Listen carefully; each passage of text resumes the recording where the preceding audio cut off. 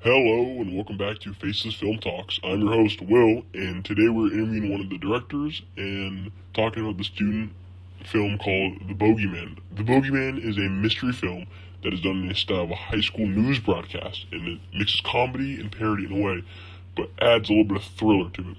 I'm here with one of the creators to talk about The Bogeyman. Thank you for having me. Let's start with something. What is The Bogeyman about? Well, The Bogeyman is set in Fort Myers, Florida, and is filmed as a high school news broadcast, and students are reporting on other students who have gone missing. And at first, it just feels like an ordinary news segment, right? And as it goes on, you realize that there's something actually deeper that's bad happening, and it makes you think. What type of film would you say The Bogeyman is? Well, The Bogeyman is mainly a mystery film, but also has comedy and parody. But the storyline feels like a thriller. The Bogeyman is different from a typical horror film because it's done in a news broadcast style. Okay.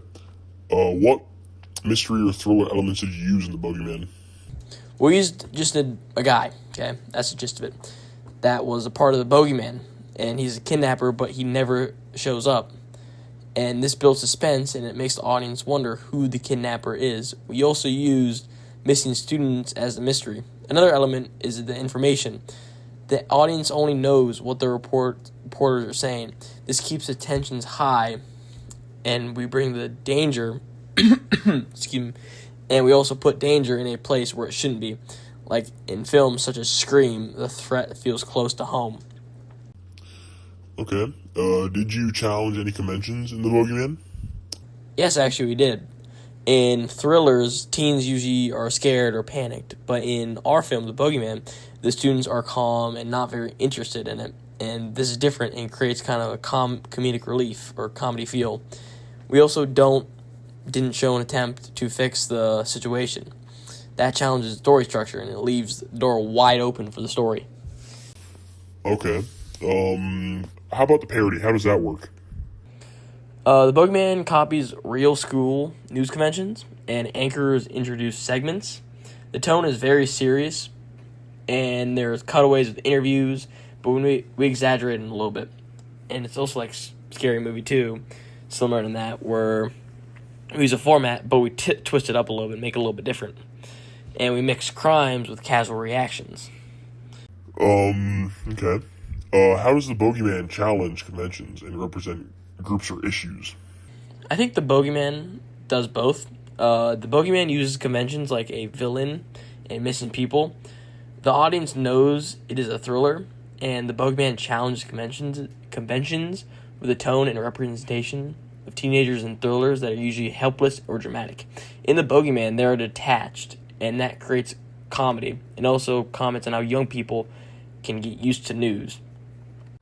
That is actually really interesting. Can you tell me more about the Bogeyman, but this time relating to theorists? And can we start with Stuart Hall's representation theory? Yeah. Stuart Hall says the media doesn't show reality. It creates it. And we represent students slightly disconnected. And this shapes how the audience sees them. We also don't show the kidnapper, and he's created through reports and descriptions. And that makes him feel like a symbol, and it connects to the Roland Barthes idea of myth, and the Bogeyman becomes a sign of evil. Okay. There's also an issue about school safety in the Bogeyman. Can you tell me more about that? Schools are usually seen as safe, and by putting danger inside the school, the Bogeyman,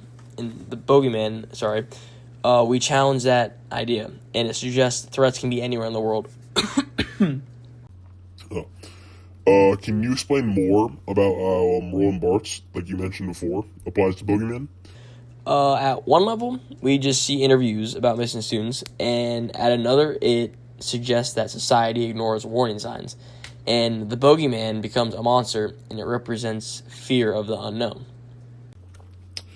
Okay, thank you. What about Torot's theory? How does that apply to your film? At the start of the Bogeyman, everything seems normal. That is the equilibrium. And then the disruption happens when the students are all going missing, and we recognize the problem during the interviews.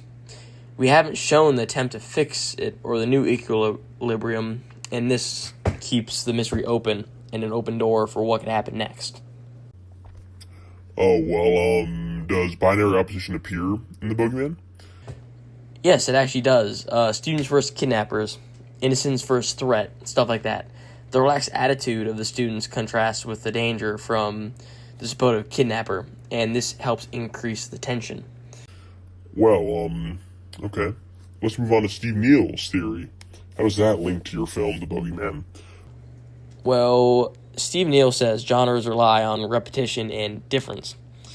We repeat thriller conventions so the audience knows the genre.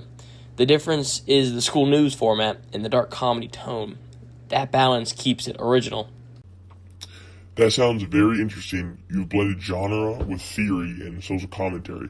The Boogeyman, it sounds like it's not a mystery, but also a reflection on how we would react in danger in every single day of life. Thank you.